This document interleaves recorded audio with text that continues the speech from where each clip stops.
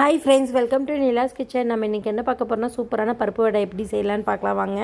இதோட full video பார்க்கணுன்னா என்னோடய யூடியூப் சேனலில் போய் பாருங்கள். நான் பருப்பு ஒரு 3/4 மணி நேரம் ஊற வச்சுட்டேங்க. கடலைப்பருப்பை வடிகட்டி எடுத்துக்கிட்டேங்க. ஒரு மிக்ஸி ஜாரில் ஆட் பண்ணி சோம்பு 1 ஸ்பூனும் கசகசா 1 ஸ்பூனும் உப்பும் போட்டு நல்லா கொரகொரப்பாக அரைச்சிட்டேங்க.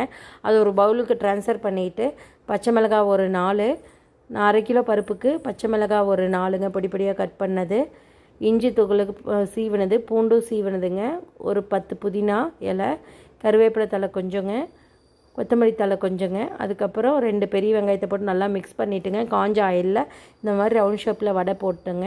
அவ்வளோதாங்க. நல்லா காஞ்சதுக்கப்புறம் வடையை போடுங்க. அப்போ தான் உதிராமல் வரும். நமக்கு போட்ட உடனேவும் திருப்பி விடக்கூடாது. நல்லா பொரிஞ்சதுக்கப்புறம் பண்ணுங்க. அவ்வளோதாங்க. இதோட ஃபுல் வீடியோ பார்க்கணுன்னா என்னோடய யூடியூப் சேனலில் போய் பாருங்கள்.